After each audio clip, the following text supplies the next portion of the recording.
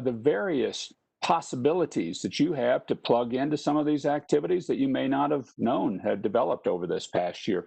So we put in front of you a series of speakers that are running various networks and doing different programs on religious freedom to try to connect this and also to put more meat on the bones of this project of religious freedom for all, everywhere, all the time around the world.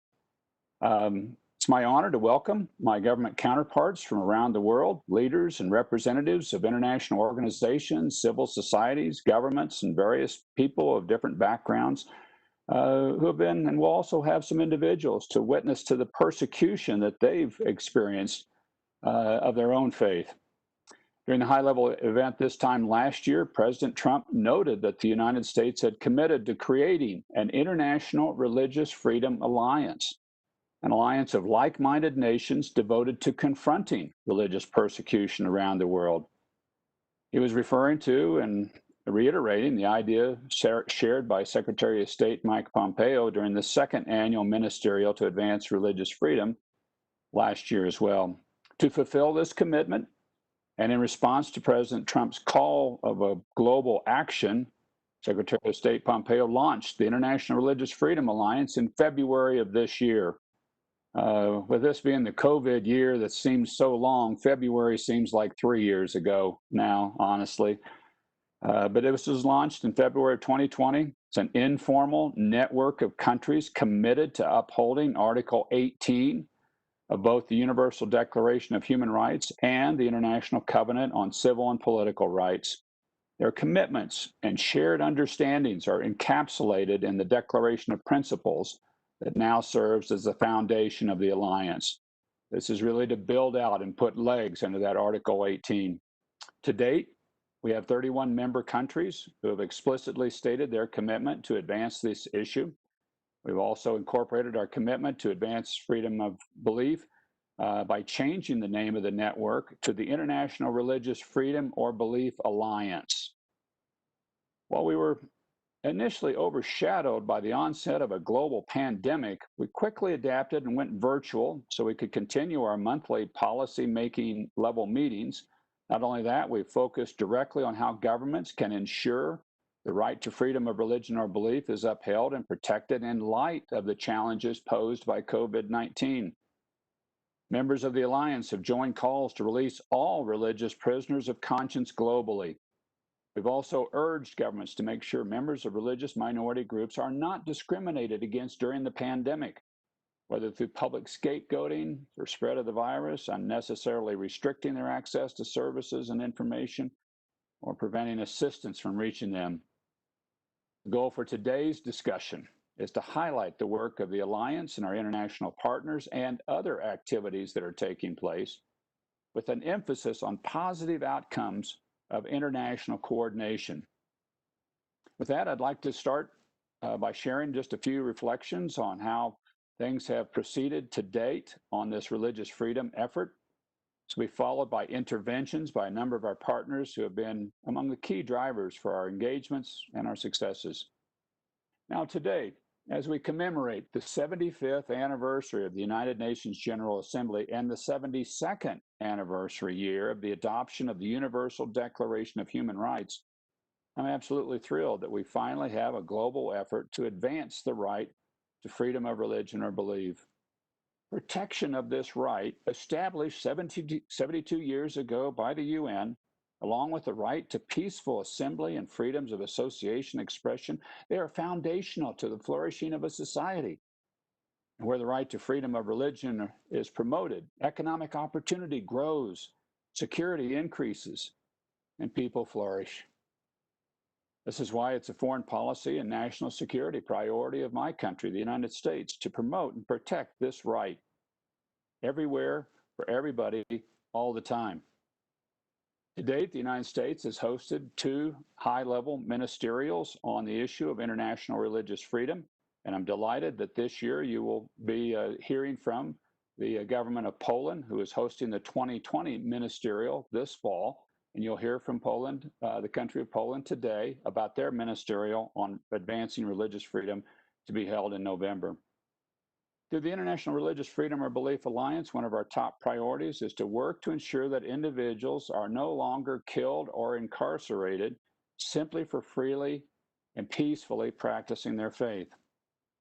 This is closely tied to our concerns about laws that criminalize blasphemy or apostasy, which can lead to government-led violations of the right to freedom of religion or belief, or create a culture of impunity for societal and communal violence.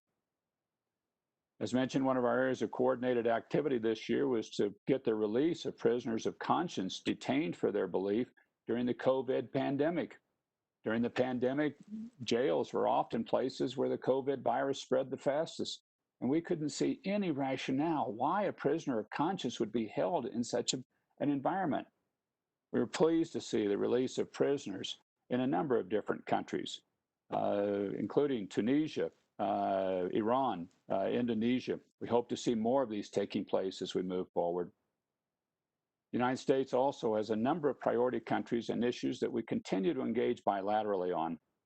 We've consistently engaged with governments to improve their religious freedom conditions, which we believe is necessary to further their own interest in promoting peace and security and economic stability. As a result of substantial progress, Secretary of State has removed Uzbekistan and Sudan as countries of particular concern in the area of religious persecution.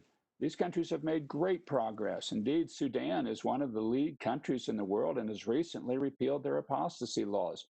They're making great progress in opening up to religious freedom. There are a number of significant civil society initiatives that are also helping to advance religious freedom and peace around the world. You'll hear from a number of our global partners today on this important work.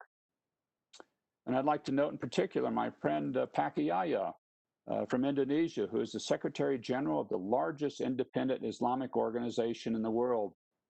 He'll provide an overview of the Abrahamic Faith Initiative, which is an initiative of faith leaders to promote peace and mutual respect across members of the Abrahamic faith communities around the world. These faith leaders signed a historic document called the Rome Statement this past year, and Yahya will tell us what is in store for the future. I'd also like to note that the International Religious Freedom Roundtable movement, or you'll hear from Greg Mitchell about today, we want to encourage more civil society-led roundtables in each nation, comprised of people of all faiths or no faith at all, coming together to advocate for each other's religious freedom or belief. As I said, you'll be hearing from Greg Mitchell shortly about that. Now, we do have ongoing concerns, and there are many. I'm excited about the opportunities opened up by all the developments this past year and the new connections that have been made. We hope that this is a moment to reflect on our achievements, and also we hope it'll help people move forward to address the shared concerns.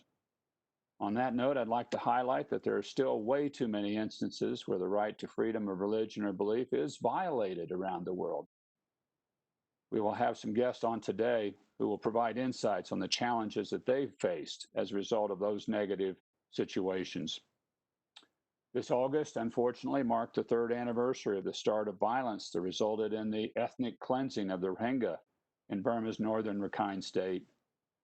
In 2017, security forces and vigilantes, acting in concert, engaged in mass atrocities against the Rohingya Muslims throughout northern Rakhine, including killings, gang rapes, brutal sexual violence, beatings, arrests, and the destruction of more than 350 Rohingya villages. We'll hear from some Rohingya refugees about the difficulties they've faced and what they're asking the international community to do. The United States and many countries remain deeply concerned about the government of the People's Republic of China's escalating, extensive, and undue restrictions on religious freedom of members of all faith communities in the country. We're pleased to be joined by Ms. Ziba Murat, a Uyghur advocate, who will tell the story about her family and the extreme difficulties they are facing in China. These are but a couple of the many challenges faced by members of faith or belief communities. We hope these personal stories will invigorate all of us to continue our efforts to collectively advance international religious freedom for everybody, everywhere. Going forward, our focus will be to urge all countries to prioritize this issue, to institutionalize the advancement of international religious freedom at the multilateral level, including through the work of the Alliance of International Religious Freedom or Belief. So warm welcome to all. Glad you're on. A special thanks to our esteemed speakers. I look forward to their engaging discussion with everybody. Now, it's now my pleasure to introduce our first guest speaker, His Excellency Urmas Reinsalu, Minister of Foreign Affairs of the Republic of Estonia. Estonia is a member of the International Religious Freedom or Belief Alliance, and we deeply appreciate that country's contributions as an active member. Mr. Minister, thank you for participating today. The floor is yours. Thank you, Ambassador Brownback. And truly, thank you, US, for organizing this highly interesting and timely event to let us reflect on the achievements and challenges, the true challenges we face over the planet in the area of freedom of religion and belief. Estonia, as a founding member, has been actively supporting our alliance work and the excellent US leadership. From committing to equitable treatment during the coronavirus response to focusing on persons belonging to religious minorities in humanitarian assistance, it has been a busy, busy year. And we have decided to make our own practical contribution to the alliance by drafting a declaration on safe places of worship. Protracted conflicts, especially those involving totalitarian and extremist ideologies, leave religious communities particularly vulnerable. Sadly, many places of worship stand in ruins and religious communities are suffering. Therefore, we have made a call in the declaration for all parties concerned to safeguard and respect places of worship in peacetime and in armed conflicts, including by using the blue shield emblem. We note that intentionally attacking places of worship which are not military objectives may constitute a particular war crime. Besides the countries part of the alliance, we hope that other member states of UN join in supporting the declaration. In this regard, we are planning a side event in the margins of the General Assembly in October to introduce the declaration and the corresponding international humanitarian law and international human rights law. Mr. Chairman, let me turn to some specific country-related questions. Estonia has raised the issue of grave freedom of religion rights violations in Belarus in the Security Council and in the Human Rights Council. As part of the alliance, we have denounced that Archbishop Kondrusiewicz of Minsk-Mogilev, a citizen of Belarus and the head of the Roman Catholic Church in Belarus, has been denied re-entry to the country. In a statement initiated by our neighbor Latvia, we shared our concern on how authorities in Belarus are putting pressure on religious structures which they suspect of sympathizing with the opposition. Estonia condemns discrimination of any kind, including on the basis of religion and belief. In the world where authoritarian regimes use the pretexts of coronavirus to restrict human rights and pressure various religious groups, we are worried about the deteriorating situation of persons belonging to many religious minorities. For example, the situation of Crimean Tatars has been dire even without the pandemic. Crimean Tatar mosques charged with extremism and terrorism. Similarly, we share the deep concern of the alliance members on several human rights violations of the Rohingya in Myanmar and the Uyghurs in Xinjiang. Therefore, with our members of the alliance, we have encouraged governments to take proactive steps to ensure the individuals in minority religion and belief communities are safe, protected, and receive health services in an equitable and non-discriminatory manner.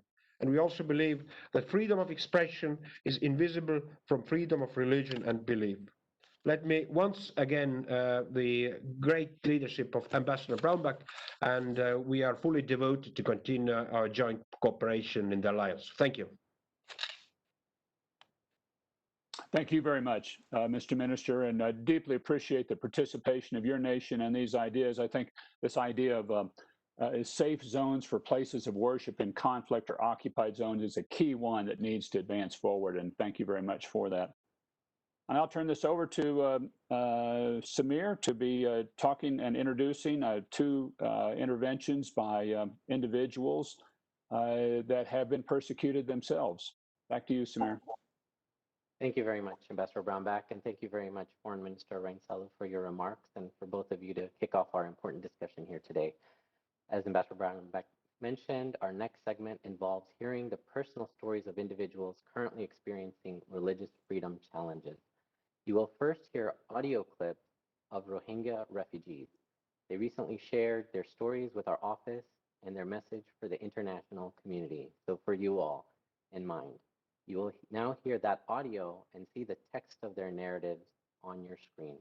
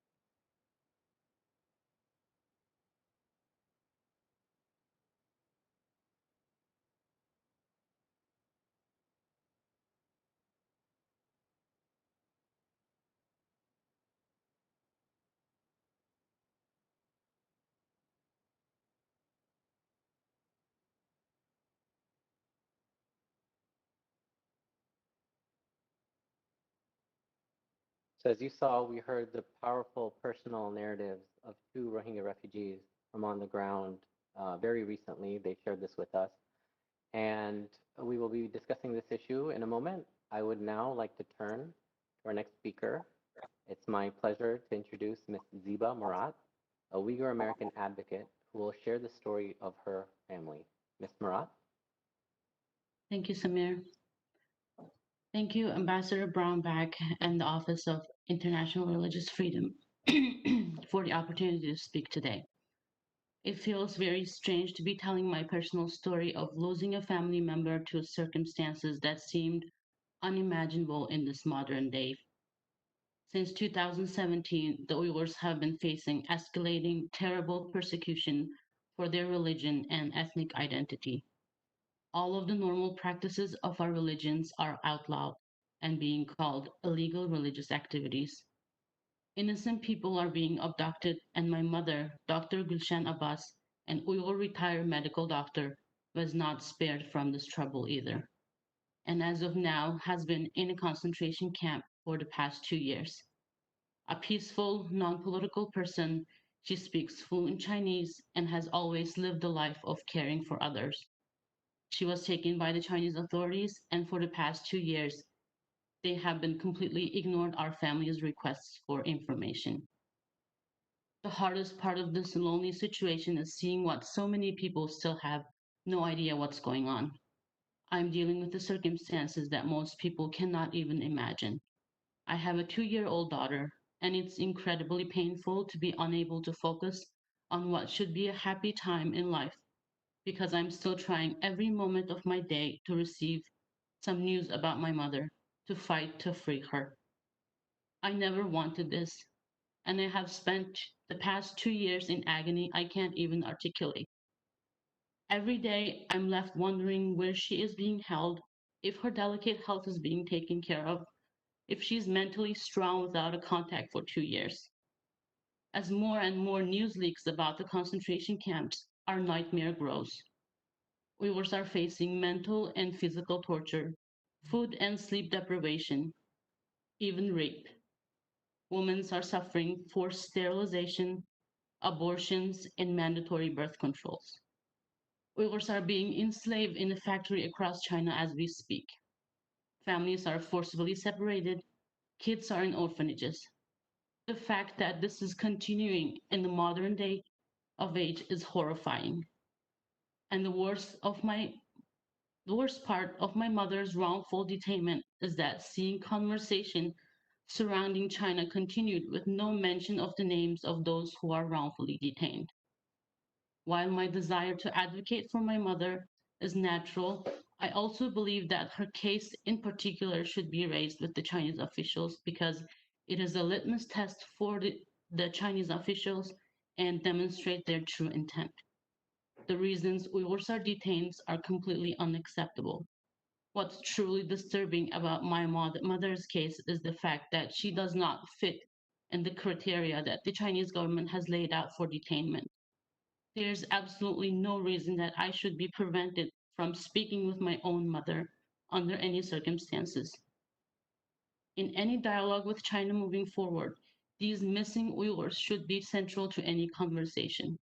Each and every Uyghur, whether living in our homeland or abroad, is under constant pressure, feeling that our every move may condemn our loved ones to death or a fate worse than death. Our silence may not save them, and our words may seemingly condemn them. It's time for the pressure to be felt by the oppressors, not the innocent victims. Justice must be had, and this is not just an American agenda. It should be the priority for any nation with any humanity left or any leaders who values freedom. Recent passage of the Uyghur Forced Labor Prevention Act in the US House and the Uyghur Human Rights Policy Act are examples of the great leadership by the United States that we hope will be replicated by other nations. We must have a global effort in order to address what's a global threat to our humanity. I would not wish this pain on my worst enemy, and I cannot bear it any longer. I'm asking that on behalf of the Uyghur people And on behalf of myself, a daughter who longs to hug her mother again, please share the burden. Please do what we cannot and save the conscience of the world before it's too late. Thank you. Thank you very much, Ms. Murat, for sharing your very powerful story and for your recommendations to the international community and the governments that are present today. We will be discussing, I'm sure, some of these issues in more detail, but I do want to turn it over to Ambassador Brownback to share some reflections now. Thanks, Samir. And I want to thank the individuals that have made these interventions for us, the Rohingya and the Uyghurs. These are unfortunately very consistent stories of what I've heard from many different survivors. And it is time for the international community to act, and it is time for us to push back. And both of these communities are being violated and persecuted in no small part, and I believe in majority part, because of their faith. These are communities of faith dominantly, and the governments don't trust the faith, and so they run them out and they persecute them. With respect to the experience of the Rohingya community in Burma, the administration is appalled by the extensive and brutal violence against the Rohingya, most of whom, as I note, are Muslims.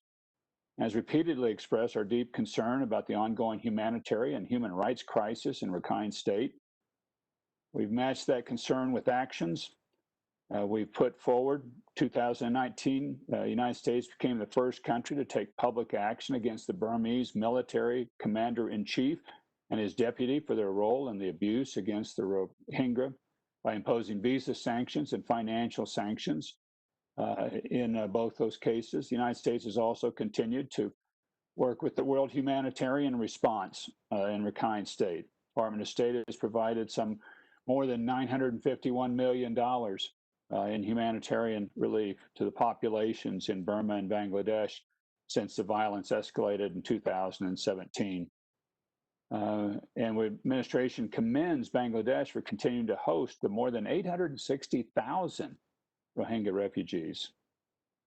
With respect to China, to what is happening to religious minorities in China, the Trump administration has taken action to respond to these abuses and raise international awareness of the situation in Xinjiang, including by encouraging other governments to press the People's Republic of China to end the campaign of repression against the Uyghurs and against all faiths in China's war on faith.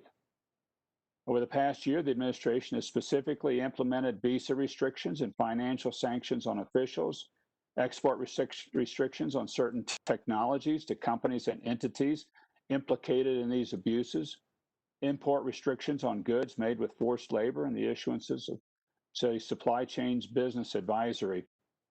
On last year's General Assembly, we held a sidebar event on Xinjiang that was co-sponsored by Canada, Germany, the Netherlands, and UK, in which camp survivors testified to their horrors that they experienced in Xinjiang. And 23 countries joined a letter protesting against what has taken place in Xinjiang. We will continue to act, and we will continue to press forward. More needs to be done, and we hope many other countries can join to press these countries and these cases and many others of religious persecution around the world. Samir, back to you for additional speakers. Thank you very much, Ambassador Brownback. We are now going to switch gears a little bit to a different type of discussion. We will have a chance for panelists to weigh in on some of the things we've heard so far. But to move along with our speakers, we are now going to hear about some global initiatives that are advancing freedom of religion or belief around the world and tackling challenges like the ones we just heard about. It is now my pleasure to introduce Ambassador Joost Duma. He is the Special Envoy for Religion and Belief of the Kingdom of the Netherlands. He is also the Vice Chair of the International Religious Freedom or Belief Alliance, and he'll share some further insights about this global network. Mr. Ambassador. Ambassador Brownback, Samir, and colleagues and attendees. It's a bit difficult to start speaking after what has just been said and the witnesses we heard. Because what we represent is a somewhat formal response to all these situations. Just this afternoon, I was called by someone seeking help for someone And that is and what should be our job. But okay, let's return to the alliance and explain you what the alliance stands for. Some has already been introduced and said by Ambassador Brownback, but I will elaborate on it. And later on, Naila will help us all getting a better impression even. The alliance was initiated by the United States and inaugurated merely in February this year.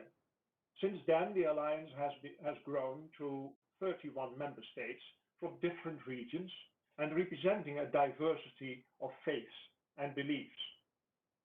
It is assisted by a small secretariat in the Department of State and advised by a group of experts, amongst which the United Nations Special Representative on FORB, academic and civil society experts. This informal council will be introduced by the next speaker. You notice the words small and informal. Today's chairman, Sam Brownback, likes to say that the alliance is more a network than an alliance. And so it is. We want to be lean and nimble, so effective, most of all.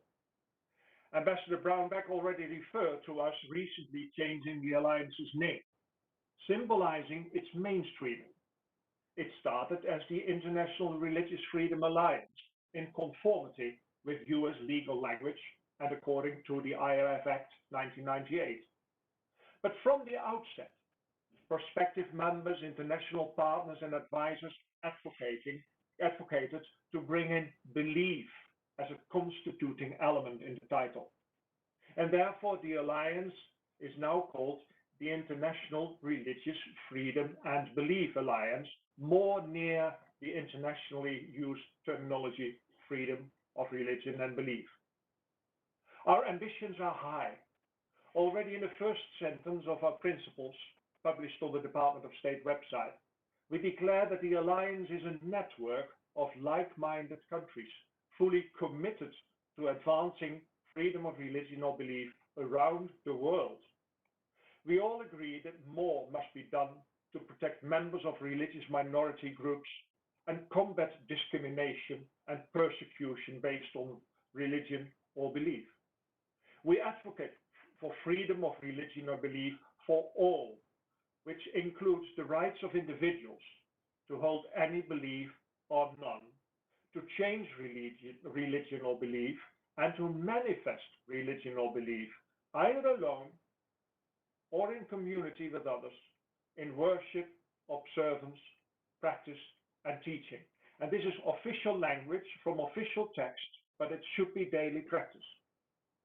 An element of utmost importance is that the alliance members should be committed to the major international declarations, agreements, and commitments, like the Universal Declaration of Human Rights, Brownback referred to it, the International Covenant on Civil and Political Rights, the 1981 United Nations Declaration on the elimination of all forms of intolerance and of discrimination based on religion or belief, and other documents like the EU guidelines on FORB and the OECD guidelines on FORB and security, a very recent document, but of utmost importance in these COVID days.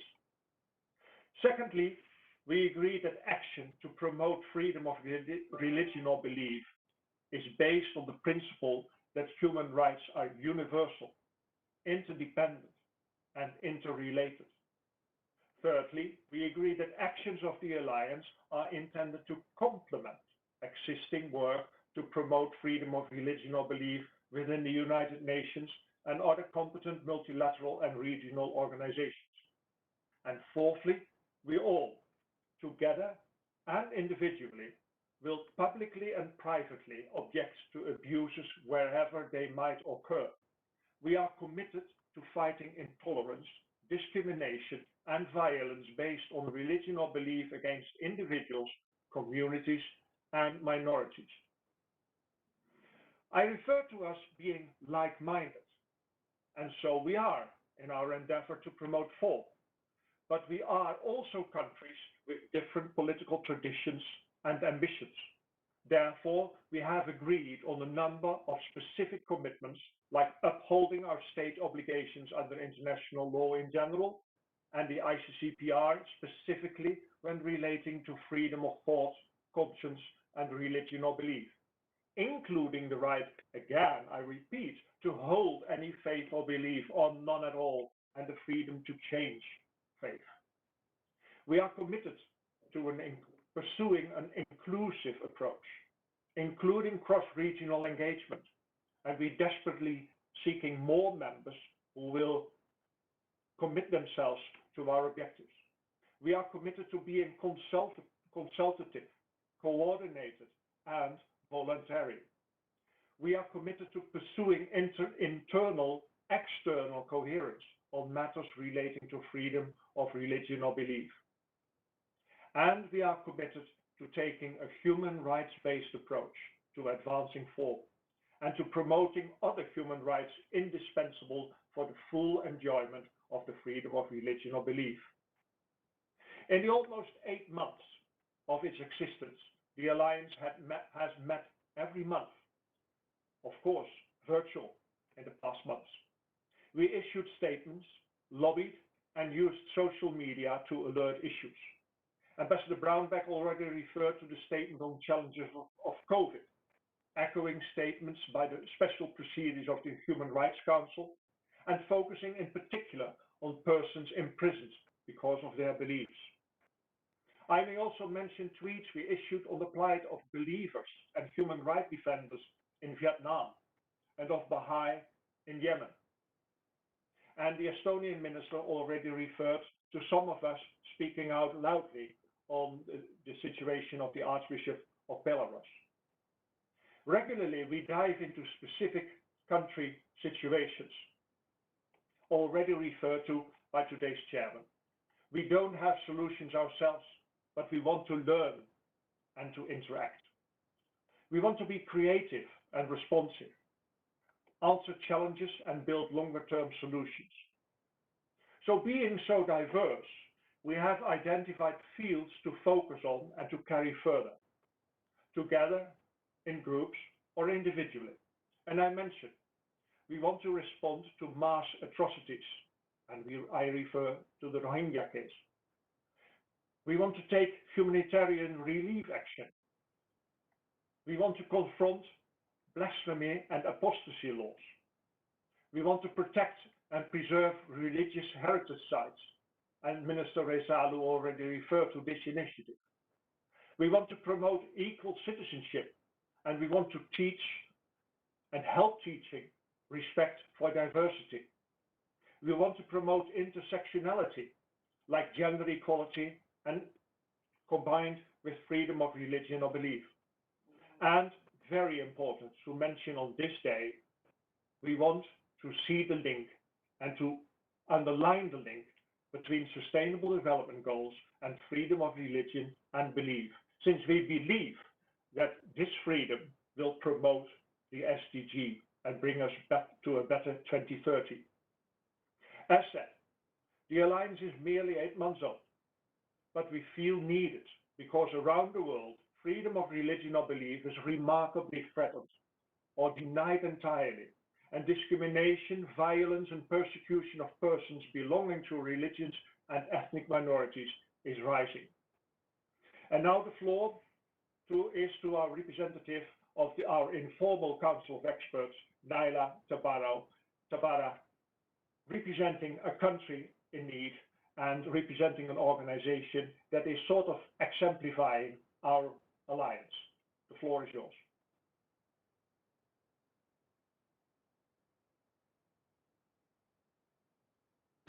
Thank you very much, Ambassador Duma, for this introduction.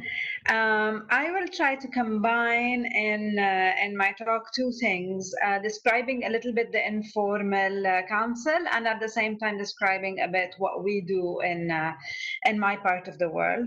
I am part of this informal council as being a co-president of Religions for Peace. So I was nominated by Religions for Peace to be part of the council because Religions for Peace works on freedom of thought, conscience, and belief. It's actually one of the 5 main pillars that Religions for Peace works on. And I went into Religions for Peace because I am the co-founder and vice president of Adyan Foundation. It's a foundation in Lebanon that works for diversity, solidarity, and human dignity. And among our main topics is also freedom of religion.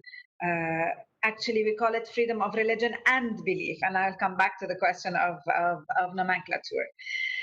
So I've been recently had the occasion to join the council, and I think that calling it an informal council is actually very tactful, because it allows people to be at the distance that they are comfortable with concerning different policies and different strategies. So calling it informal reduces the weight of, representing a council. What's very interesting in this council is that not only it has people from all parts of the world, from different religions, but it also has people from different sides of the a political spectrum. So you would have the conservatives and the liberals, or you have people who are with the current US administration and people who are actually not with policies of the current US administration. I myself am a liberal, I am a Muslim, I'm a Lebanese, and I'm an Arab. So you can imagine where I stand on, or how I feel from many of policies. But what is amazing in the council is that there is a very interesting discussion going on, and it's going on in a very respectful, civic, and non-violent way. And here, if you allow me, I would like to salute both Ambassador Brownback and Ambassador also Just Duma for the atmosphere that they both allow, and their honesty and the way they dialogue. I will just give you an example of the last meeting. In the last meeting, we had very interesting discussions, like about the nomenclature, about do we call it religious freedom with what it means, or freedom of religion or belief. And it is also impressive that the Alliance changed its name to include belief in it. We also discussed about strategy. Is the strategy to work on only FORB, or do we link it to other human rights issues? These are also to show you the different positionings that are happening. And we also had a discussion, if people come from diverging philosophical or ideological or political positions, can we agree on some common denominators? It was interesting to witness that they can, and that people of goodwill who are interested in saving actually lives and trying to make this world a better place, regardless of where they stand, can bypass political contentions and do something together. One of the conclusions was that regardless of our positions, we can all meet on the need to work, for example, on abolishing apostasy laws and blasphemy laws. And that, in fact, the fact that this is a common denominator between people from completely diverging political positions strengthens this agenda. I was asked also in the meeting, everybody was asked what we could advise the Alliance for strategies or issues to work on. And my response was based on my part of the world and what we work on and my perceptions. In my part of the world, we're not witnessing any large-scale persecution of persons. They're more targeted individual persecutions, but what we have is more laws that are discriminatory, laws that are unequal, laws that are mainly in favor of the majority, which is the Muslim majority in most Arab countries, in Arab countries, and so they don't take into consideration other groups or equal rights for other groups, and of course some groups are completely unrecognized, and non-religious people get unrecognized. Also, we have the issue of women and FORB, where women have, where our personal status laws, the laws concerning marriage, divorce, custody of children, and these issues are generally, pejorative for women, especially when it comes to mixed marriages, mixed between religions, where we have the overlap between FORB and women's rights. So what we've been doing is trying to make people aware about these issues and get people to discuss them, to break the taboo, to talk about religions, to talk about religious diversity, to talk about belonging or non-conviction, but also to start, reflecting on what do we need, especially with the wave of the new revolutions that have been happening. So we've been working on two levels, on the level of education and on the level of media. On the level of education in schools, educating on inclusive citizenship and on diversity. But also we've been training trainers from different Arab countries. We've trained 110 trainers from 13 different Arab countries on inclusive citizenship, and now we will follow that up with an online training course on FORB that we're developing now in partnership with Stephanos Alliance, and that we will multiply to other sectors also of society. For journalists, we hope for parliamentarians and for people working in NGOs concerned with dialogue and democracy. Of course, in some of the countries... Sorry to interrupt you. I was just wondering, thank you so much for sharing your work. We really appreciate it. And of course, your work on the council. Would you like to share a concluding thought? We'd like to go to our next speaker, if you don't mind. Sure.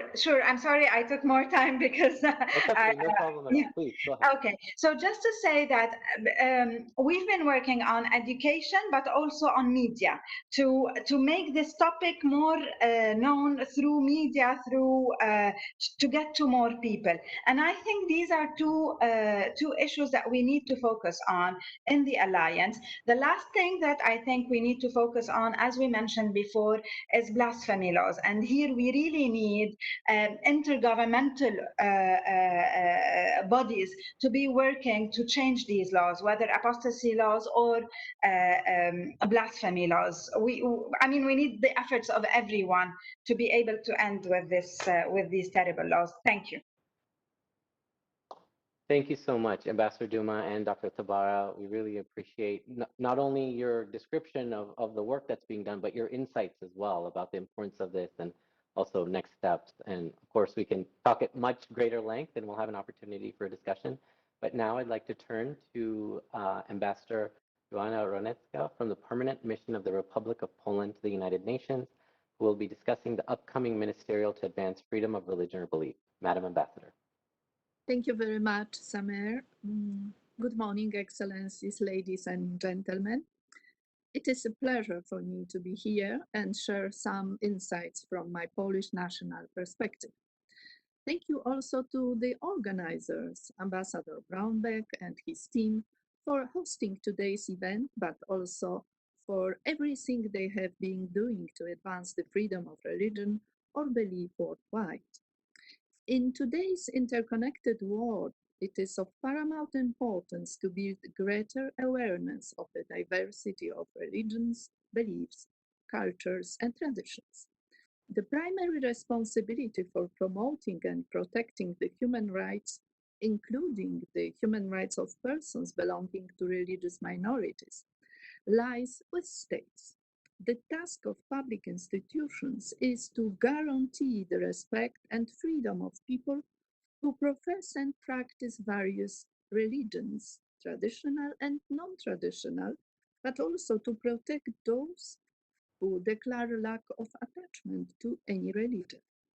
The ongoing COVID-19 outbreak has affected people all over the world. A lot of them have lost their loved ones.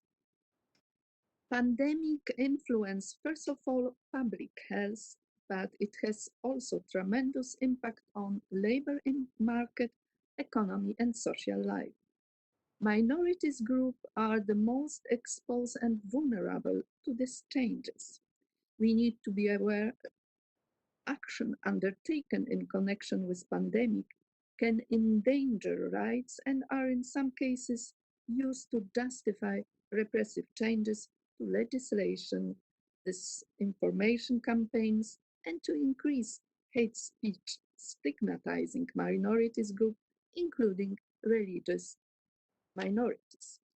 On 16 and 17 of November this year, Minister of Foreign Affairs of Poland, Mr. Zbigniew Rau, will convene the third ministerial conference to advance religious freedom or belief. High-level representatives, multilateral organizations, civil society and religious leaders will meet to discuss situation of religious minorities and possible ways of support for mutual understanding and cooperation between ethnic, cultural, and religious groups. The conference will be a continuation of previous two editions organized in 2018 and 2019 by the US Department of State in Washington, D.C. Due to the ongoing pandemic, this year's edition will be conducted fully online.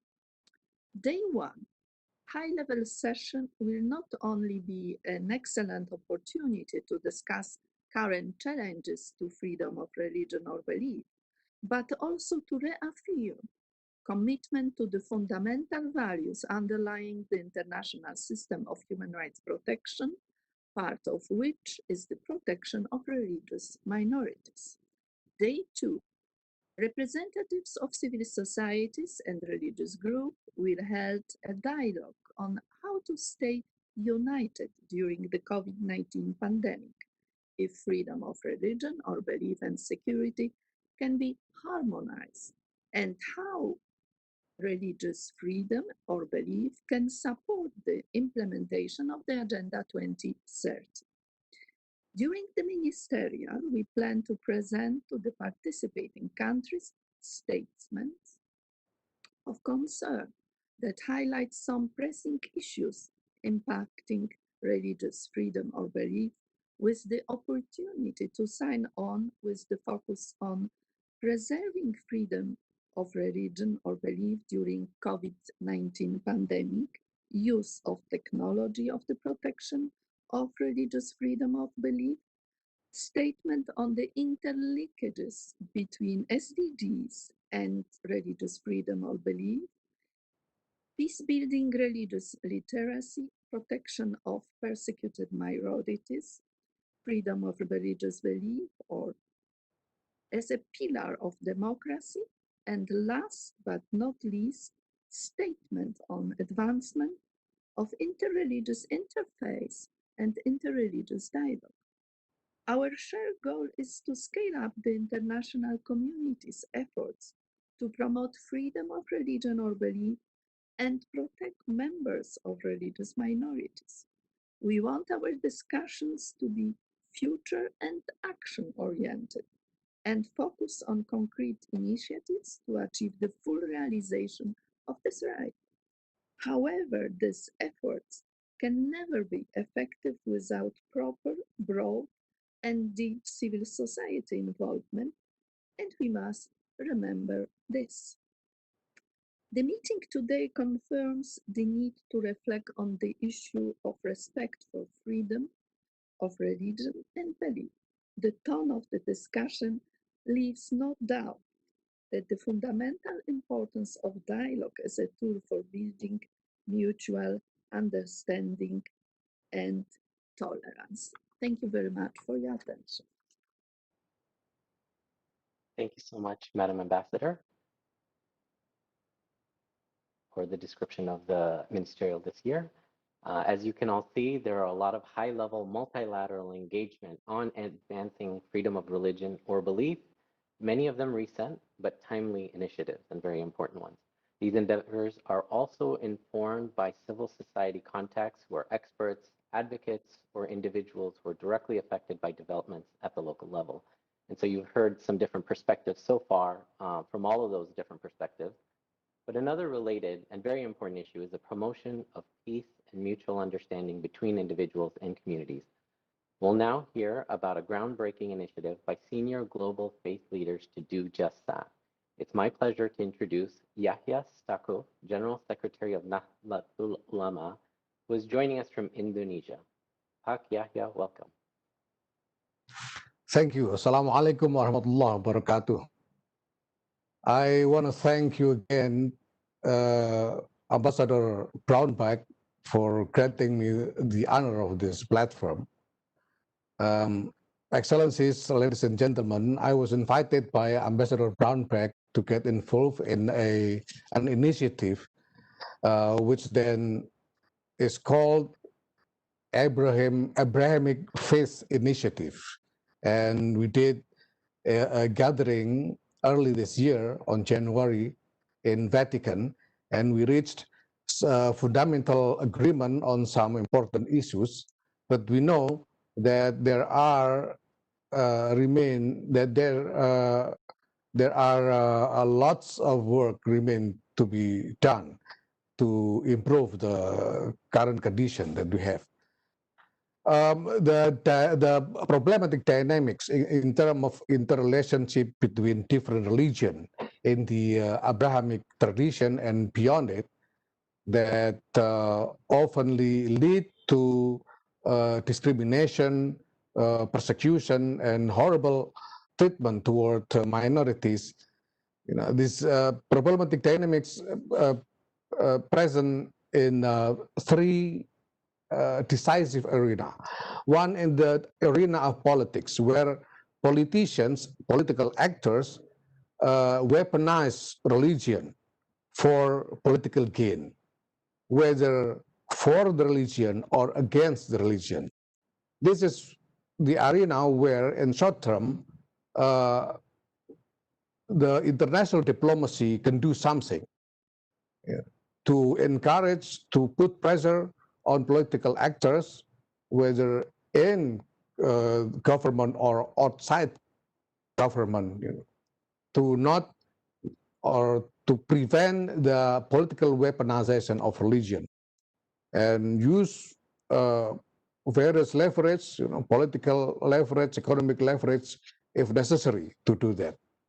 And the second decisive arena is the theological discourse itself within each religion,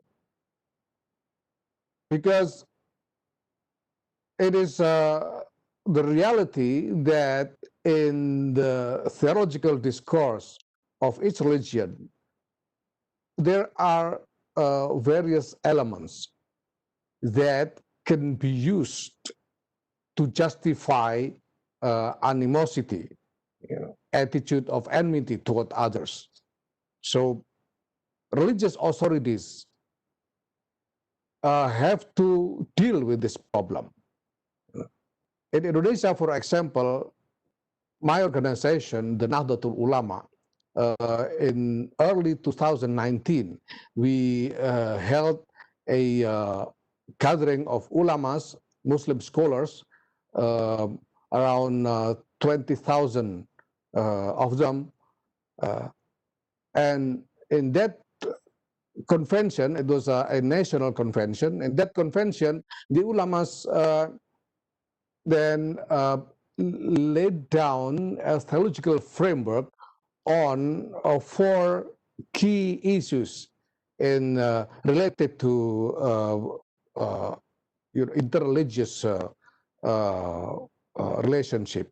First, in the issue of outsiders, in Islamic perspective, meaning the non-Muslim, the kafir, the infidel. The ulamas, in our ulamas, 2019, early 2019, uh, laid down the theological framework to state that the category of kafir, of infidel, is no longer relevant in modern nation state. So in modern nation state, all citizens uh, uh, have to be equal before the law without discrimination with regards of different religion. And second, that all citizens, regardless the religion, especially Muslims, uh, have the obligation to abide by the law of the state. And Muslim must not use the Sharia as a reason to uh, to go against the law of the state. And the third issue is related to the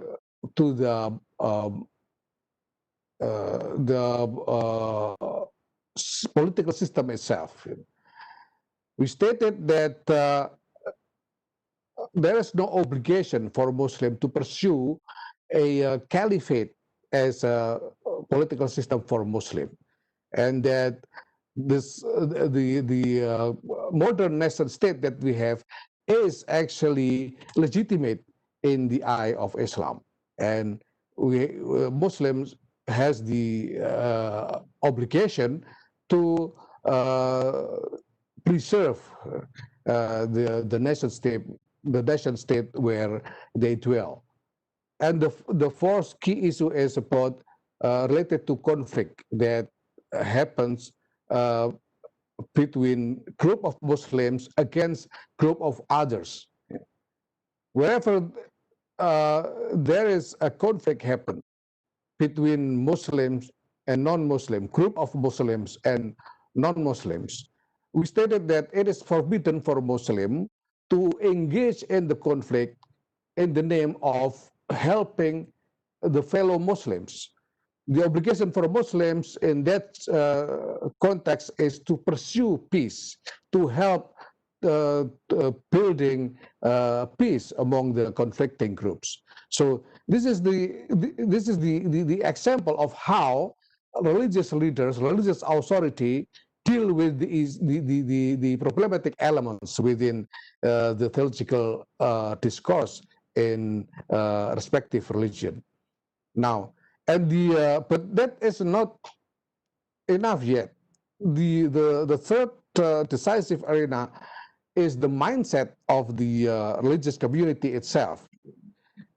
What we have now, for example, in Muslim community, there is still mindset of mindset to see other group, adherents of other religion with animosity. So we need to work on a strategy to transform that mindset, and this is in the long term will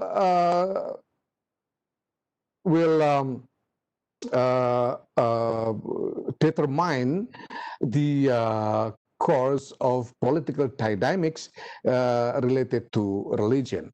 If the people, the community, then have the mindset to refuse the political weaponization of religion, then political actors would not be able to do such things. Now, the very fundamental principle on all of the efforts that we need to do is first to be honest about the problem. If there is a problem, we have to be honest to acknowledge it. Without honesty, it's impossible that we can think about a solution for it. And second, we need to be aware that the whole human world now is moving toward the emergence of a single global interfused civilization where everybody are in it together. And if we allow any conflict on based on different identity, especially religion, then the conflict can spread universally and give us a very, very dangerous problem. So we need to find a consensus about some shared civilizational values that we can embrace together. This is what the Abrahamic Faith Initiative should pursue in the future. And I'm glad to let you know that now we have a core group of religious leaders who are working on a document, sort of document. We will call it a charter or anything, but it's basically it's a document of things that the whole all the tradition within the Abrahamic tradition can have consensus on. And then also, this is also not just related to the theological issue, but also about the work that each community needs to do, as a strategy to transform the community toward a more peaceful attitude of the members of community toward others. And also, we need to accurately and concretely have understanding about the things that we just have to accept as differences among us, things that we have no choice but to tolerate, because this is just a different. These are differences that we cannot, consent on. But we have to have a basis of consensus. So this is the vision of future work of the Abrahamic Faith Initiative. And more than that, we believe that this kind of initiative should be extended beyond the Abrahamic tradition, reaching out to other religions such as Buddhism, Hinduism, and so forth, so that we can then find a way to promote peace with a religious approach. We can find how we can function religions as the source of energy to pursue more peace and harmony in our shared global civilization. Thank you. Assalamualaikum warahmatullahi wabarakatuh. Thank you so much, Pak Yahya, for your efforts and for the work that you described. It's very important, as I'd mentioned. It is very much in line with all of the global work that's being done in this space. And so with that, we will now turn to the next segment, which will be a series of high-level officials from international organizations and governments and also civil society networks. With our deep apologies, the UN Alliance of Civilizations High Representative, Mr. Miguel Martinez, is having some technical issues. So if Ms. Juliana Natale, if you're ready, we'll turn to you now. Ms. Juliana Natale is an official with Global Affairs Canada and is the Director for Democracy, Inclusion, and Religious Freedom within the Office of Human Rights, Freedoms, and Inclusion. And most importantly for this discussion, she is also the co-chair, along with her counterpart in the United States, of the International Contact Group on Freedom of Religion or Belief, which Canada, again, co-chairs with the United States. A warm welcome to our good friend, Ms. Juliana Natale. Thank you very much, Samir, for that kind introduction. And and thank you to Ambassador Brownback for the generous invitation to participate in this important discussion today. It is an honor to be with you, Excellencies and colleagues, and I'm truly humbled to share this platform with survivors of Ford violations and with freedom of religion or belief civil society advocates.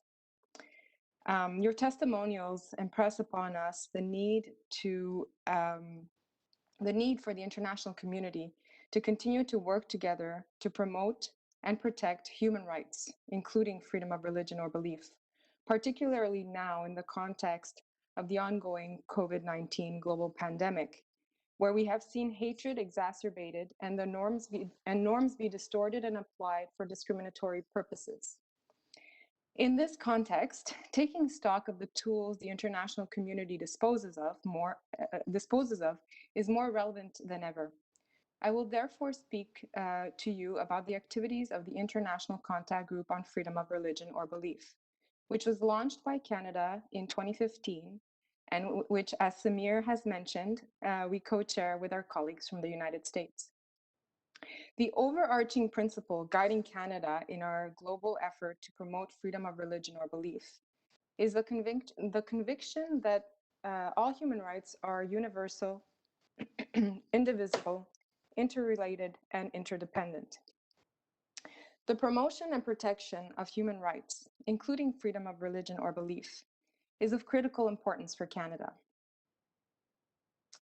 This stems both from our domestic experience and the lessons we have learned as a multicultural, multi-faith, and multi-ethnic society, as well as the necessities of the global climate regarding religious persecution.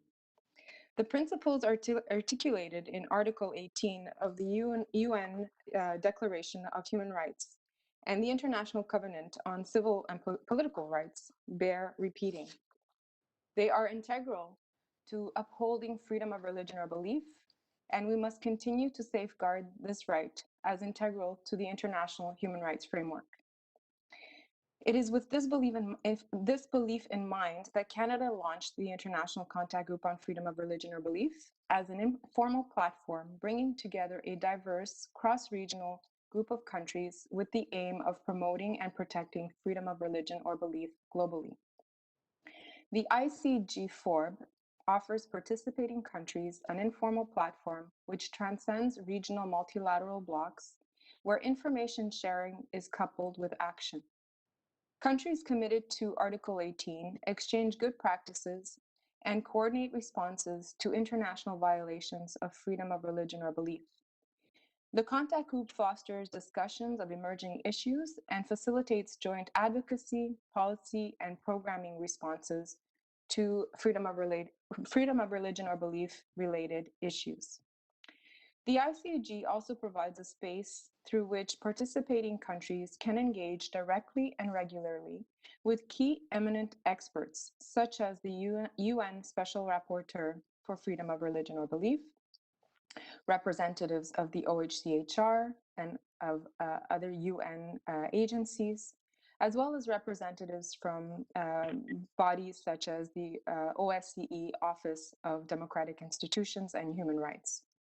We, of course, also engage regularly with faith and belief organizations, civil society organizations, and academia.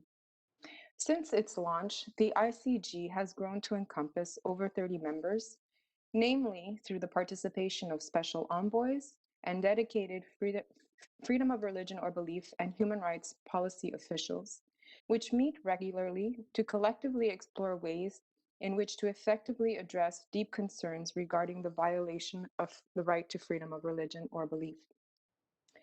As I conclude my remarks, I'd like to just take a moment to highlight some of the key accomplishments realized through the collaborative efforts of ICG participants. Successes such as coordinating joint démarches on issues such as blasphemy laws, leading a social media campaign and accompanying joint statements calling for the release of detainees on the basis of freedom of religion or belief. Coordinated engagements on issues such as laws infringing upon freedom of religion or belief, and coordinating opportunities to demonstrate the intersectionality of freedom of religion or belief and other rights, including gender rights and women's rights. Building cross-regional support for the 2019 establishment of the International Day for commemorating the victims of acts of violence based on religion or belief, together with our Polish colleagues, and led by our Polish colleagues, I should mention. Joint statement highlighting positive and encouraging global developments on freedom of religion or belief, such as in Sudan, as Ambassador Brownback also mentioned in his opening remarks. Establishing a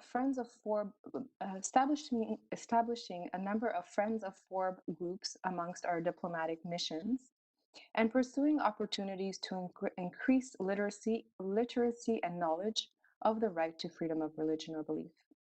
We are proud of these successes, but we know that we still have much work to do. Many more substantial efforts remain front of mind for ICG participants, and our coordinated efforts will continue toward the promotion and protection of freedom of religion or belief globally. Above all, we must remember that the freedom of religion or belief derives its full meaning when advocacy efforts are undertaken within the broader context of the international human rights framework. Various aspects of freedom of religion or belief cannot be realized if other human rights are not safely secured and protected. The universality, interdependence, and interconnectedness of human rights is irrefutable.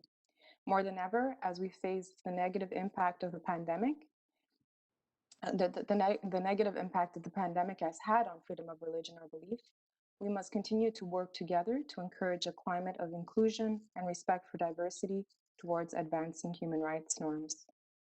Thank you again for allowing me to share this information with you about the work of the ICG, and I very much look forward to the discussion. Thank you. Thank you so much, Juliana. We really appreciate your intervention and also for Canada's partnership and leadership in this space.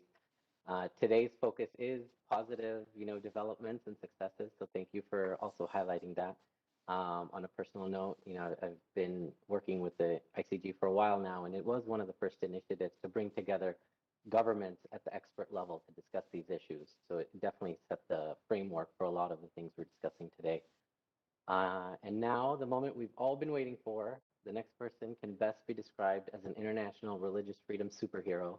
I know Ambassador Brownback is a really big fan of his, but when I first joined this office in 2011, I was really amazed at the dedication and passion this next speaker brought to the topic of religious freedom, promoting it around the world, and really bringing people of all walks of life together. So I'd like to extend a very warm welcome to our friend, Mr. Greg Mitchell, who will be discussing his initiative, the International Religious Freedom Roundtable.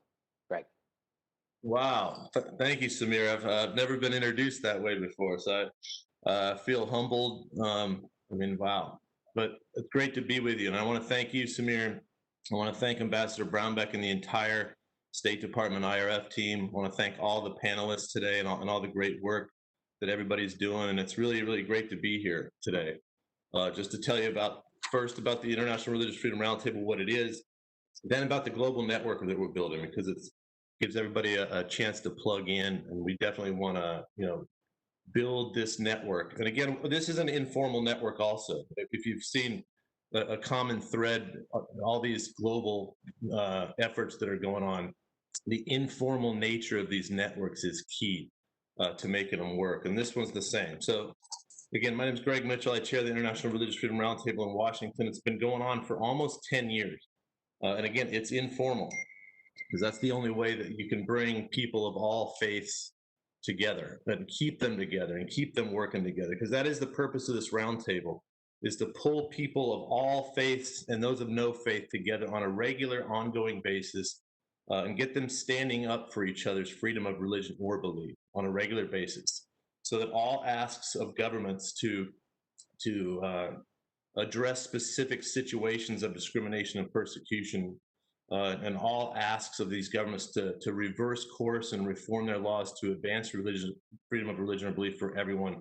All those asks, if they're multi-faith and they're very diverse and inclusive, they make them much more powerful. And that's what we found with our roundtable.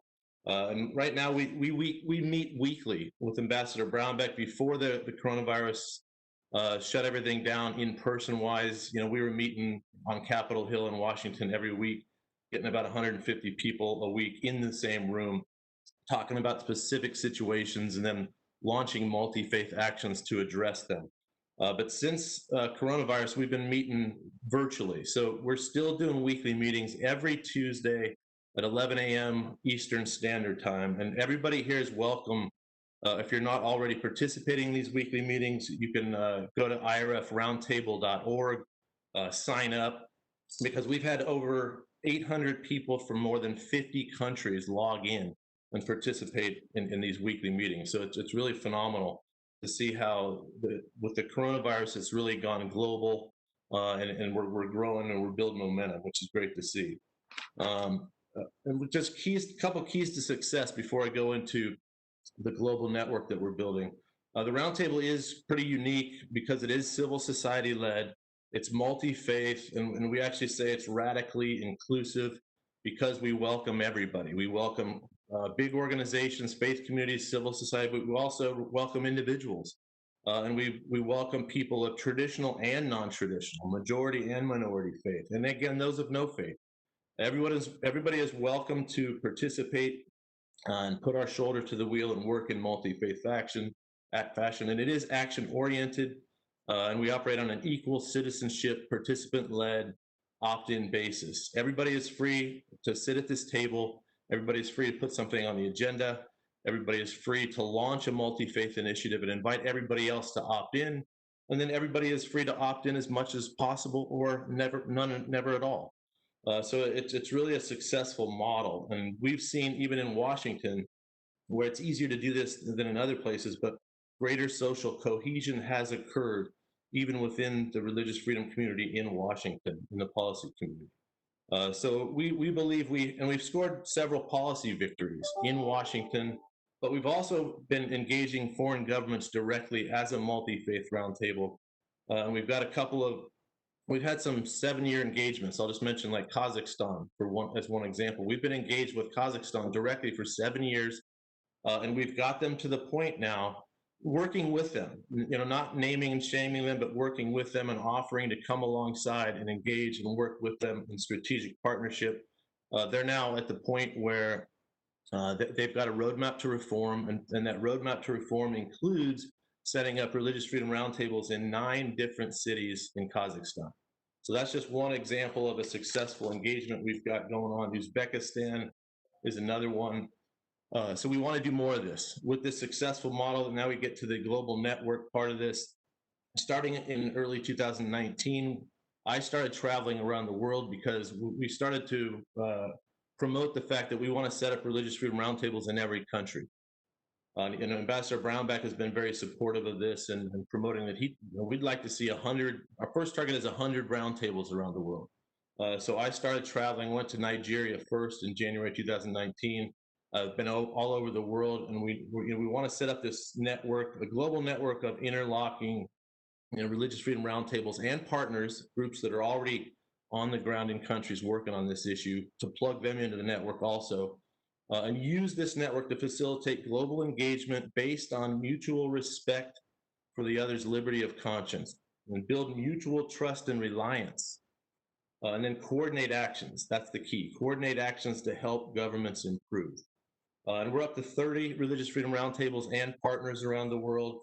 And we want to keep that going. Coronavirus obviously delayed things, but the good news is we secured a Templeton Religion Trust grant. Now, the roundtable is informal, but we have something called the IRF Secretariat that has been incorporated to build a full-time staff to finish the work of building this global network of roundtables and managing it and coordinating actions. So IRF Secretariat has a Templeton Religion Trust, a 12-month planning grant. We'll use that planning grant to survey experts all over the world and use the survey data to inform a strategic plan for 2021 and beyond. And we want to, again, set up more religious freedom roundtables. So if you're interested in starting one in your country or joining one, please email us at at irfsecretariat.net. Or you can come through that irfroundtable.org. Again, we want to set up, we're going to be developing a strategic plan and setting up new religious freedom roundtables. And the key starting next year will be to use the network to coordinate actions to improve policies. But also we actually want to use this network of roundtables to get into bridge building and peace building and humanitarian and social projects to increase mutual understanding and respect around the world, and to help with economic and business development. So that's a little, just a brief look at what we're doing. Please reach out, and I look forward to continuing to work with everybody here. Thank you again.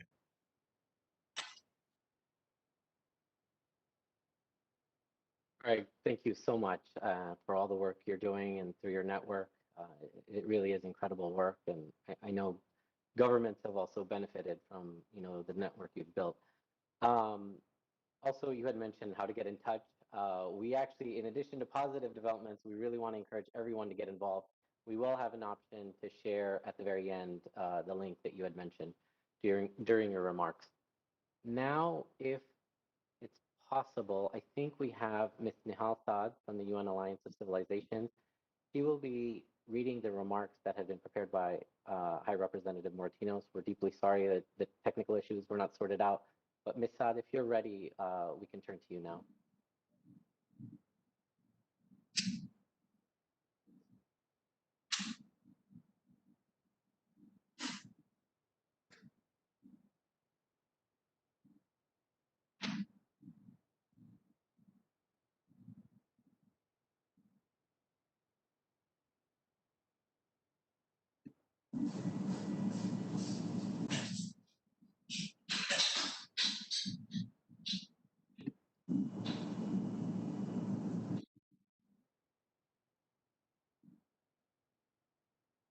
Okay, we may have to come back to her, but this was going to be the segue for the end of the panelists speaking, but now we were going to do an open discussion amongst the panelists. So Ambassador Brownback, I will turn to you now, but if Ms. Saad is able to get back on, we will certainly allow her to do her intervention. But Ambassador Brownback, the floor is yours to have a discussion with the other panelists. Thanks, Samir. Appreciate that. And I hope everybody that's participating in this is starting to gather the ideas of the momentum that's been building recently, and certainly in this past year, on religious freedom and the various groups that are out there that you can plug into, be a part of, or that you can access to put forward the issue that you're a part of and that you're concerned about in this space on religious freedom or belief. So you've got the Alliance, International Religious Freedom Alliance of 31 nations and growing. You've got the International Contact Group that's been going since 2015 that on freedom of religion or belief. You've got religious freedom roundtables that you just heard Greg Mitchell talking about. These are civil society groups that you can build, and trying to get these built up all over the world. You have the Informal Council of Experts, if this is something that you've worked in this area to plug in and work with. And you have the Abrahamic Faith Initiative, where it's theological faith leaders that are pulling together around this idea of equal citizenship and respect for each other's faith. And that this is entirely needed in an interconnected global society, that these religions respect each other. It's not about a common theology, it's about a common human right. And that they respect each other, and that this will build for the civilization that we need. And if we don't do this, we're looking at a lot of conflict and violence, communal and national, just all around the world. So our point in doing this really was to try to link in and put these things out in front of people so you could see what all is there, what's building. You'll have the contacts that you'll be able to plug into these various groups about. And I hope you do. And we need it, because between now and the next year, we want to see the activities escalate. We don't want to see anybody imprisoned for practicing their faith at all. If they're a peaceful practitioner of their faith, they shouldn't be going to prison. They shouldn't be in prison now.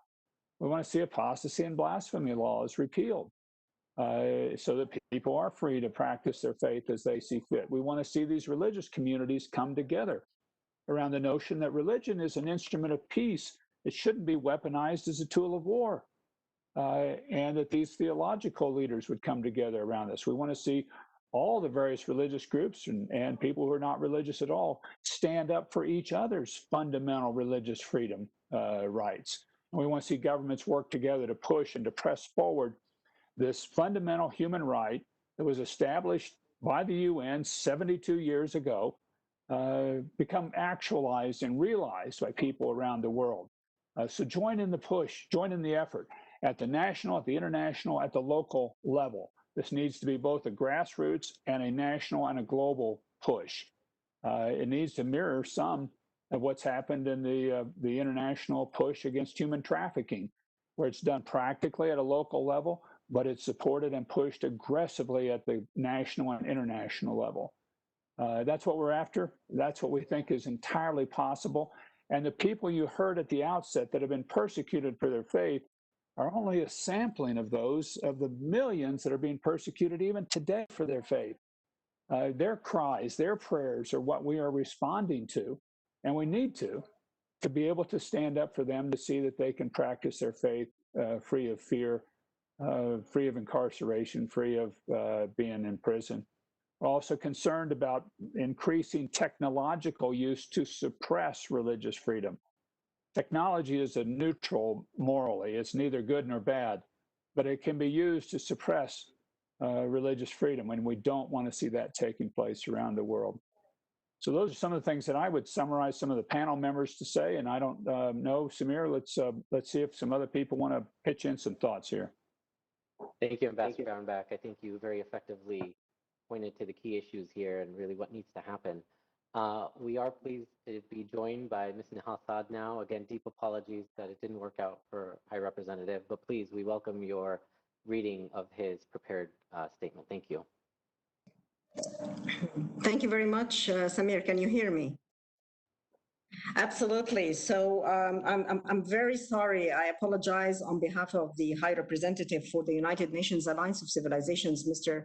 Miguel Moratinos. We have earnestly tried since 8:45 to access WebEx. Mr. Moratinos is actually very familiar with WebEx, but it seems that he had this technical glitch, and after 1 hour, he just gave up. And I hope that he would be able to watch that video. So on his behalf, I would like to say good morning to everyone, to the distinguished panelists, and especially we would like to say a very good morning to Ambassador Sam Brownback, Ambassador at Large for International Religious Freedom. And we really thank you for inviting the United Nations Alliance of Civilization to be part of this very interesting and very significant and important discussion, very timely indeed. So on behalf of the High Representative, Mr. Miguel Moratinos, I am just going to be reading his remarks, which he had prepared for this event. I thank you for giving me the opportunity to speak again on this important topic. I was very glad to hear about the progress made in the Young initiative that you launched, the International Religious Freedom or Belief Alliance. The testimonials we just heard should encourage the international community to protect the freedom of religion and belief and to safeguard places of worship against any acts of violence or terrorist attacks. The freedom of religion or belief is rooted in Article 18 of the Universal Declaration of Human Rights. Upholding these rights are crucial now more than ever, particularly as we chart our course towards rebuilding a better world post-COVID-19. It is imperative that we put an end to all forms of discrimination based on race, ethnicity, religion, or belief, which has been on the rise since COVID-19 pandemic unraveled. Allow me to update you also on the new initiatives that the United Nations Alliance of Civilizations has launched in the past few months in support of the UN strategies and responses to COVID-19. One, broadening our outreach to religious leaders and faith-based organizations. On March 26, heeding the UN Secretary General's repeated appeals for compassion and solidarity, the United Nations Alliance of Civilizations, in collaboration with the Office of the Special Advisor on the Prevention of Genocide, issued a joint statement and a joint call for unity, solidarity, and compassion, and warning of the repercussions of hate speech, stigma, and xenophobia, while stressing the role of religious leaders in mobilizing their communities. On 28th of May 2020, we mobilized faith actors and faith-based organizations to garner their support for an active engagement in UN response and recovery strategies. UNAOC Office of the Special Advisor again on Genocide Prevention and Office of the High Commissioner for Human Rights convened a consultation meeting with religious leaders and faith-based organizations to develop a results-oriented plan to operationalize a global pledge for action by religious actors to address the COVID-19 challenges. On May 14th, we co-organized a prayer for humanity with the Higher Committee for Human Fraternity, in which His Holiness Pope Francis, His Eminence, the Grand Imam of Al-Azhar, and the United Nations Secretary General Antonio Guterres participated. Many political leaders and faith leaders from across the faith spectrum participated in a show of solidarity, unity, and compassion. On April 18th, in our capacity this year as the co-chairs of the Interagency Task Force for Religion and Development, we mobilized the Multi-Faith Advisory Council to support and promote the global humanitarian response plan for COVID-19.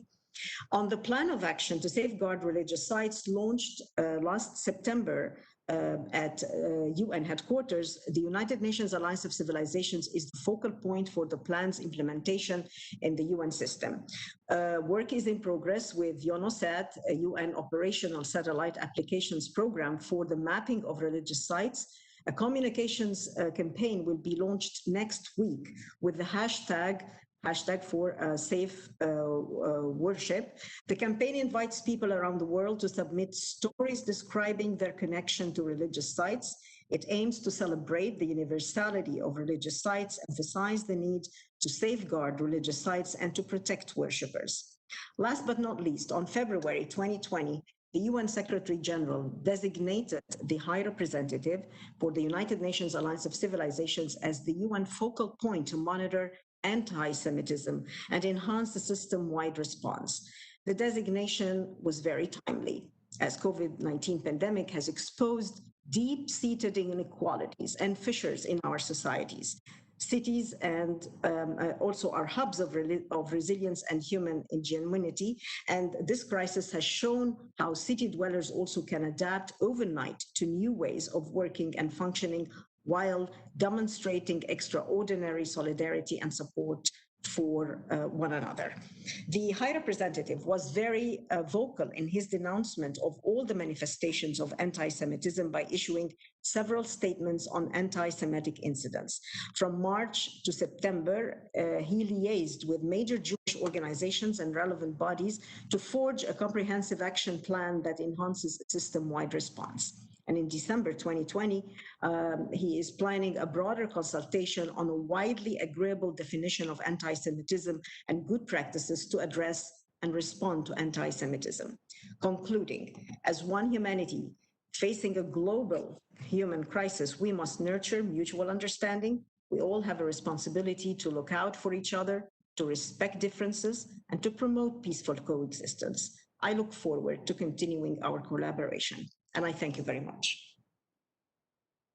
Thank you so much, Ms. Saad, for your intervention on behalf of the UN Alliance of Civilizations. We deeply appreciate your participation today on a last-minute notice.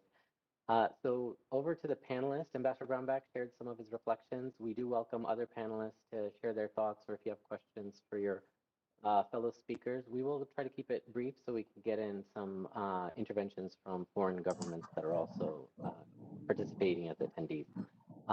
So go ahead and unmute your mic as a panelist. I'm sure we can work out sequencing here. Sorry, unmute if you're speaking, and then we'll just take turns.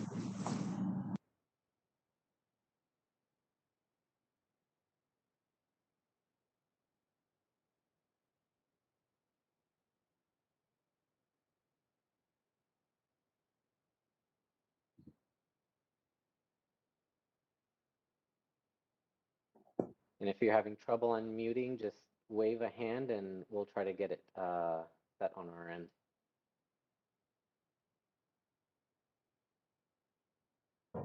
It's Greg Mitchell. I just wanted to say, hopefully, as we, with this Templeton planning grant that we have on the IRF Secretariat side, the civil society side, we'll definitely be reaching out to Ambassador Brownback and his team, Juliana, you and your team at the International Contact Group, and working with the International Panel of Parliamentarians also, just to see how we can coordinate actions more with governments and with parliamentarians. I know we've been talking about doing that, haven't really worked out like coordination protocols, but that's one of the things I hope we can get to in the next year and take things to the next level. And that's part of what we'll be doing with the survey that's part of the Templeton grant. So I look forward to discussing with everybody else, the UN Alliance of Civilizations, each of the global networks that's here speaking today. Would love to figure out how we can all connect and stay connected and communicate on a regular basis and coordinate actions globally, because I think that's what it's going to take to increase our impact and get to the long-term outcomes that we're all working to achieve. So thank you for that. Thank you, Greg, for that very important recommendation.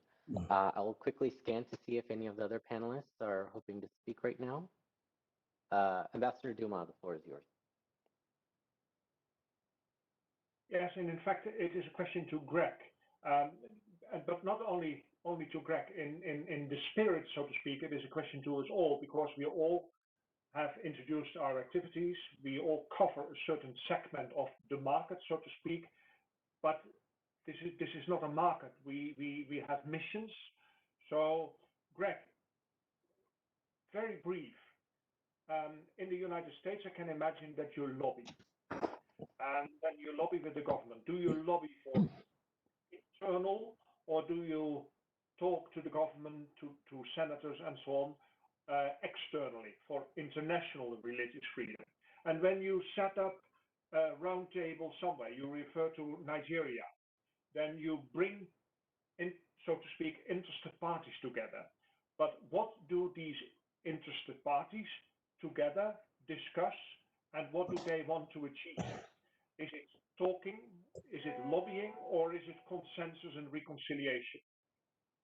Yes, good question. Thank you, Ambassador. I mean, it's a first of all, in DC, it's part of the purpose statement of our roundtable in Washington, that it's to advance freedom of religion or belief at home and abroad.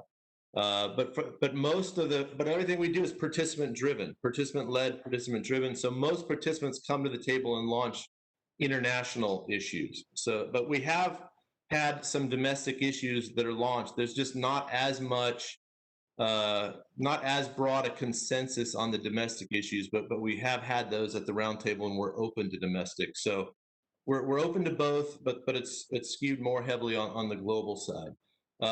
You mentioned, so other roundtables that are getting into the network, we encourage both. We encourage domestic and international issues.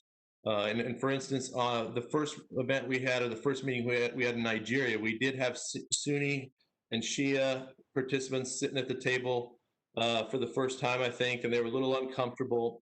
And we had Christian and freethinker participants also. So it was a good mix, and they were focused, and they discussed in that initial discussion domestic issues that each of their communities were having trouble with. And they actually found common ground, and they felt that they actually felt that and found that they could support each other on their domestic situations that they brought up on that day. Now, other countries some of them aren't as willing to go into domestic issues, but that's okay. We just want to get everybody started. Everybody who wants to set up a roundtable and get started. Again, we encourage both, but whatever they're most comfortable starting with, whether it's domestic or international, we support that, and it's theirs. Each roundtable is locally owned, locally grown. We don't, tell them what to talk about. It's up to them. But we'd love to see both, and we want to help with both. Was there another question that I forgot to answer? I hope I got all of I it. think you're good, Greg. Thank Okay, you so good. much. And again, we will share your website link so people can go there to find out more information. Great. Our deep, deep, deep appreciation to all of the panelists today for your interventions. We would like you to hang out for a little bit. We promised some of the government representatives who are present as attendees to be able to do brief audio interventions. We will turn to them very quickly in the interest of time. We have a list of countries that have asked to do these interventions, and Courtney, my colleague, will unmute them as I call on them. We'd like to first recognize Ambassador at Large for Religious Freedom of Mongolia, Dr. Jamstran Bayasak, if you are here, sir. The floor is yours.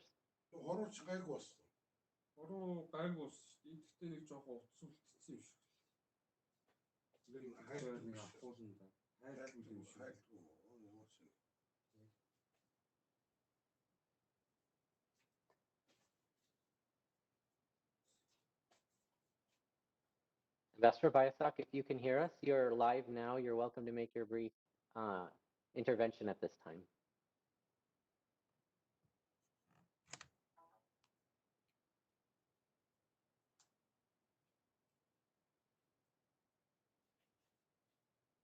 Okay, he may be having some issues, so we will now turn to, if she is present, Ambassador Cholil from the Permanent Representative of Hungary to the United Nations.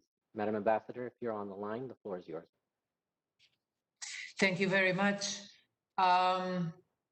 It is a very, very interesting and very forward-looking and inspiring morning session. Thank you very much for the organizers and the participants. Hungary is deeply committed to advance religious freedom universally and to act on persecuted Christians' behalf. We were among the first countries to join the International Religious Freedom Alliance in February 2020. And in the past 7 months, we proactively contributed to the shaping of the alliance. Hungary is a fast emerging donor country that is dynamically expanding its international humanitarian aid activities to assist the most vulnerable human communities in crisis regions and conflict zones worldwide.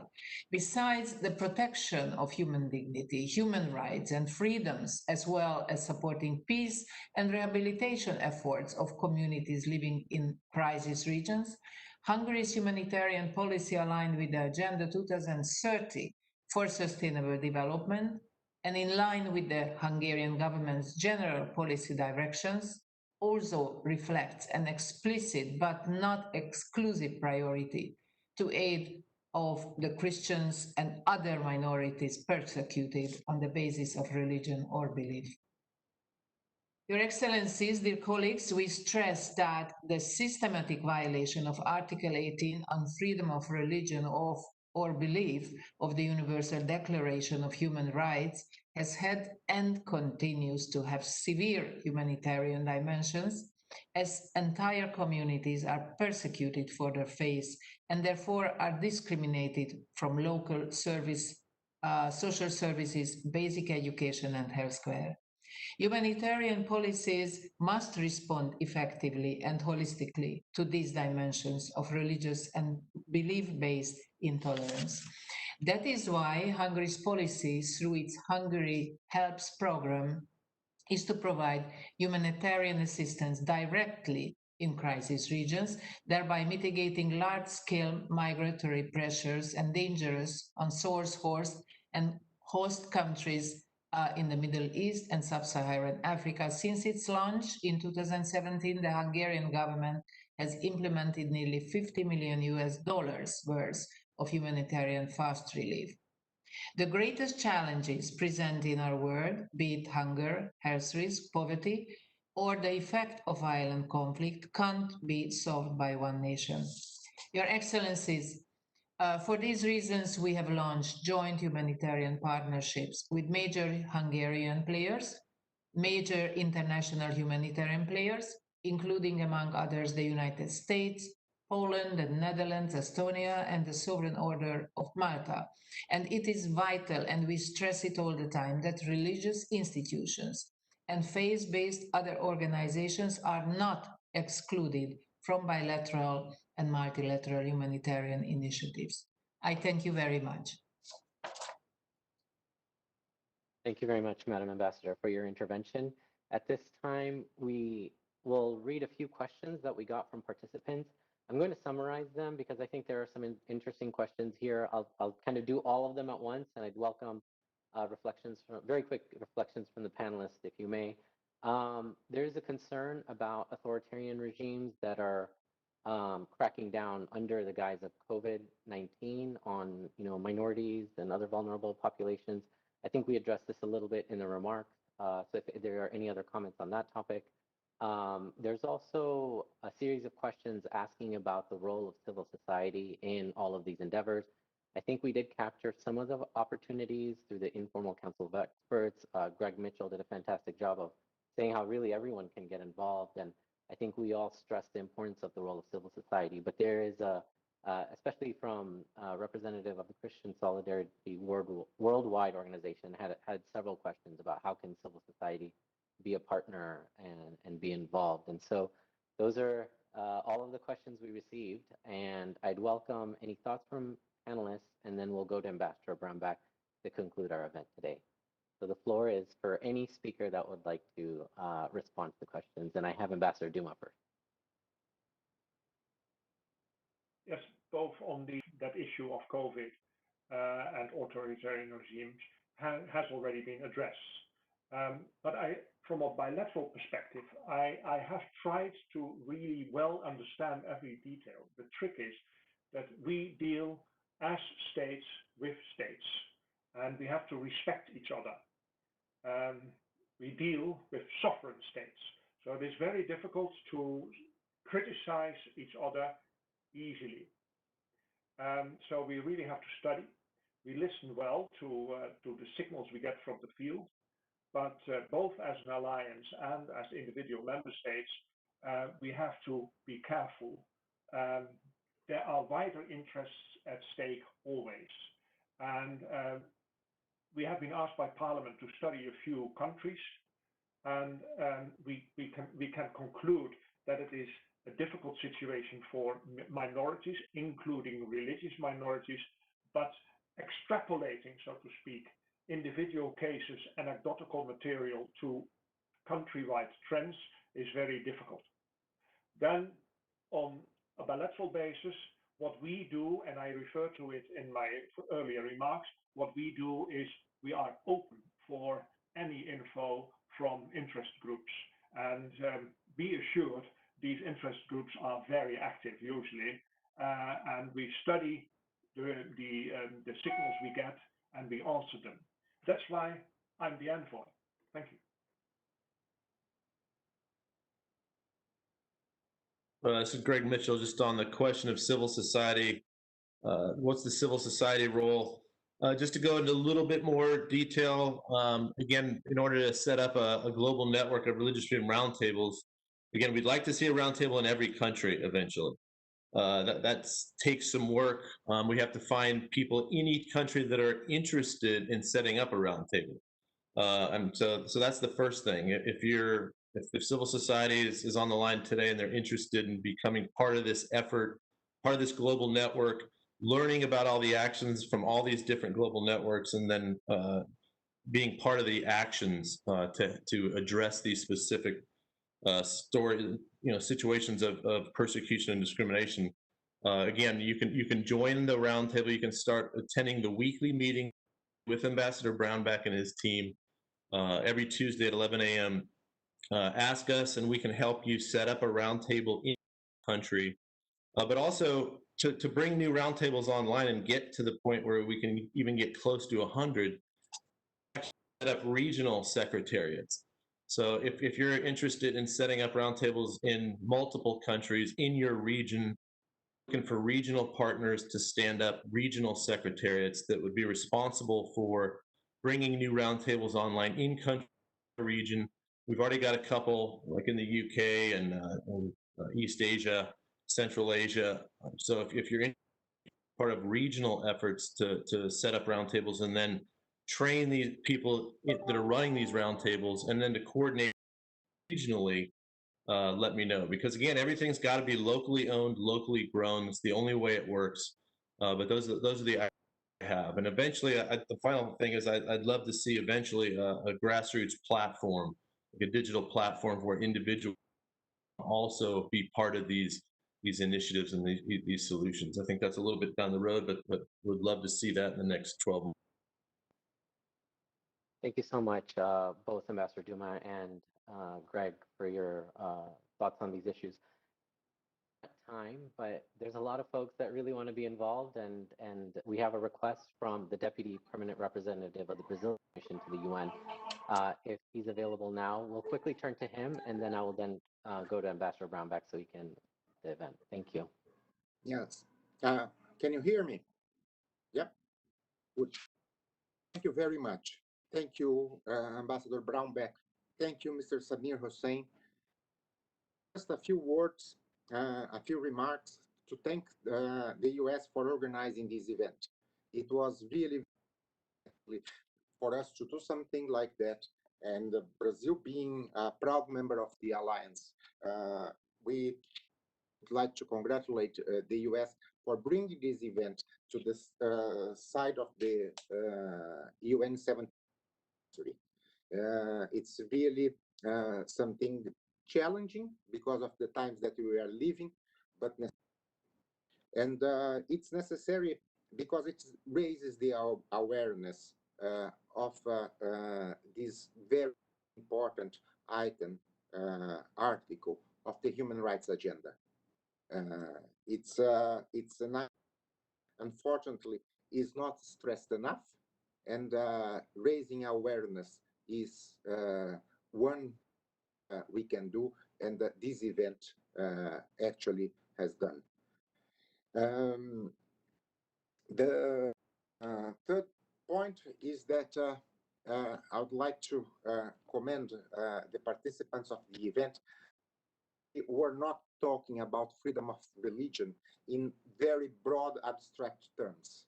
It was something that with principles, but also cases, but also the reality on the ground.